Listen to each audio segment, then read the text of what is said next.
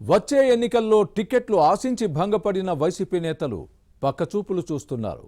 ఇప్పటికే కొందరు నేతలు టీడీపీ జనసేనలో చేరగా మరికొందరు ఇదే బాటలో ఉన్నారు.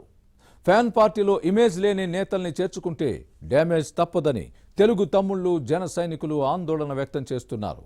వైసీపీ నేతలు తెలుగుదేశం జనసేనలోకి ఎందుకు దూకుతున్నారు?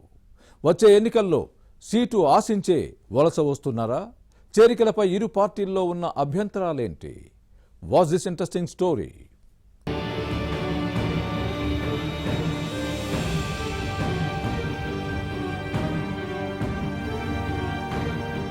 ఎన్నికలకు దాదాపు 80 రోజుల సమయం ఉన్న తరుణంలో ఆంధ్రప్రదేశ్లో అధికార పార్టీ నుంచి వలసలు ప్రారంభమయ్యాయి. టికెట్లు రాని నేతలతో పాటు అసంతృప్తులు పక్క పార్టీల వైపు చూస్తున్నారు.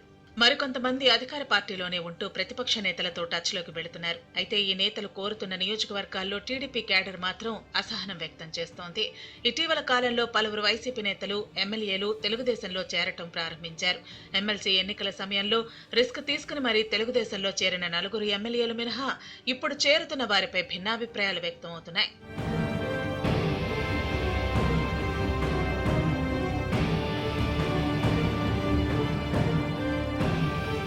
వైసీపీ ఎమ్మెల్యేలు ఇసుక, మట్టి, లిక్కర్ మాఫియాలుగా మారి వందల కోట్ల రూపాయలు దండుకున్నారని ఆరోపణలు ఉన్నాయి. నియోజకవర్గాల్లో బ్యాడ్ ఇమేజ్ మూటగట్టుకున్న ఇటువంటి నేతలు ఇప్పుడు టీడీపీలో చేరటం పట్ల తీవ్ర వ్యతిరేకత వ్యక్తమవుతోంది. వైసీపీ నుంచి సస్పెన్షన్ కు గురైన వారిని పార్టీలో చేర్చుకోవటం తగదంటున్నారు. పోలీసులపై ఒత్తిడి తెచ్చి టీడీపీ నేతలపై కేసులు పెట్టించిన అధికార పార్టీ శాసనసభ్యులు ఎలా చేర్చుకుంటారని ప్రశ్నిస్తున్నారు. అధికార పార్టీలో టికెట్ రాదని తెలుసుకున్న మరికొందరు టీడీపీలో చేరేందుకు లాబియింగ్ ప్రారంభించారు. ఇంకొంతమంది నేతలు రానున్న ఎన్నికల్లో టీడీపీ జనసేన పొత్తుతో ఈ 2 పక్షాలు గెలవబోతున్నాయనే ప్రచారంతో సైకిల్ పార్టీలో చేరేందుకు రంగం సిద్ధం చేసుకుంటున్నారు.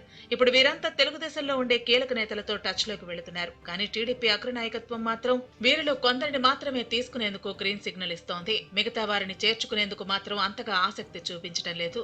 సైకిల్ పార్టీలో నో వేకెన్సీ బోర్డు పెడితే వెంటనే వలసలకు సిద్ధమైన నేతలు జనసేనలోకి వెళ్లి అక్కడి నుంచి పోటీ చేయాలని ప్రయత్నాలు ప్రారంభించారు.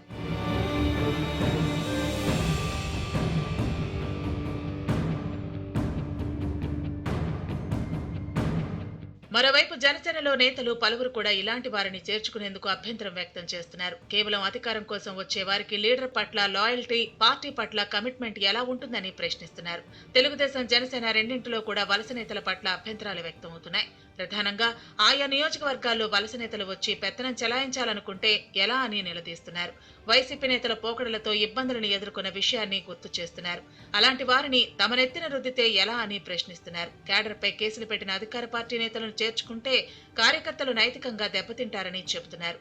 పార్టీకి సరైన నాయకత్వం నియోజకవర్గాలతో పాటు అవసరం అనుకున్న స్థానాల్లో మాత్రమే వలస నేతలను చేర్చుకుంటే మంచిదని సూచిస్తున్నారు.